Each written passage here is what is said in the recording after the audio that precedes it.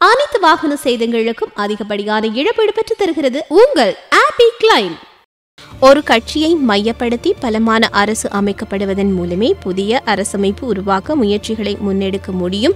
உறுதியான அரசை உருவாக்கும் தேர்தல் முறையை ஏற்படுத்துவதே நாட்டின் தற்போதைய தேவைப்பாடாக உள்ளது என பிரதமர் ரணில் விக்ரமசிங்க தெரிவித்துள்ளார். ஐக்கிய தேசிய கட்சியும் ஸ்ரீலங்கா சுதந்திர கட்சியும் இணைந்து அமைத்த கூட்டு அரசின் காலத்தில் புதிய அமைப்பு உருவாக்க முயற்சி முன்னெடுக்கப்பட்டிருந்தது. 2018 ஆண்டு அக்டோபர் 26 சூழ்ச்சியுடன் கூட்டரசு முடிவடைந்தது. அதன் பின்னர் ஐக்கிய தேசிய கட்சி, தமிழ் தேசிய கூட்டமைப்பு, ஸ்ரீலங்கா முஸ்லிம் காங்கிரஸ் உள்ளிட்ட சில சிறு கட்சிகளின் தயவில் ஆட்சி அமைத்துள்ளது. இவ்வாறானதொரு நிலையிலேயே ரணில் விக்ரமசிங்க மேற்படி கருத்தை வெளியிட்டுள்ளார். கூட்டாட்சி சமஷ்டி தொடர்பில் அன்று பிரச்சினை இருந்தது. இன்று தேர்தல் முறைமை தொடர்பில் தான் பிரச்சினை உள்ளது. தேர்தல் முறைமை இறுதி செய்யப்பட வேண்டும். அதுவரையில் புதிய அரசமைப்புக்கான சட்டவரைவையோ அல்லது சட்டத்தையோ நாடாளுமன்றத்திற்கு கொண்டுவர முடியாது. ஏனென்றால் ஒரு கட்சியை மையப்படுத்தி அரசு அமையாத வரையில் இந்த விடயத்தை செய்ய முடியாது. சிறு கட்சிகளுடன் தொடர்ந்து அரசை கொண்டு நடத்த முடியாது.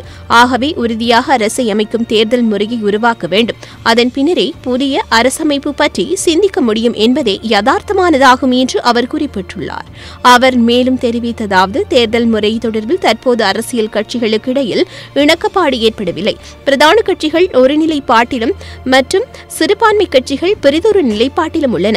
பிரதான கட்சிகள் விகிதாசார தேர்தல் முறையை கோரி நிற்கின்றன.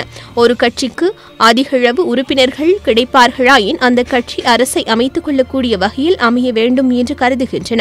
அவ்வாறாயின் அதற்கு ஏற்றால் போன்ற விகிதாசார தேர்தல் முறையில் திருத்தங்கள் செய்து தயார்படுத்த வேண்டும். ஆனால் சிறு மற்றும் சிறுபான்மை கட்சிகள் அந்த தேர்தல் முறைமை நடைமுறையாகுமாக இருந்தால் தமது பிரதிநிதித்துவங்கள் குறைவடைந்துவிடும் என்று எதிர்பார்ப்புகளை தெரிவிப்பதுடன் தமது பிரதிநிதித்துவங்கள் குறையாத வகையில் முழுமையான விகிதாசார தேர்தல் முறையொன்றை அமைக்க வேண்டும் என்று கோருகின்றன. பிரதான கட்சிகளும் வடக்கின் தமிழ் தேசிய கூட்டமைப்பு நிலையான பிரதமரை தெரிவு செய்யக்கூடிய வகையில் தேர்தல் முறையை அமைக்க வேண்டும் என்ற நிலைப்பாட்டிலேயே உள்ளோம்.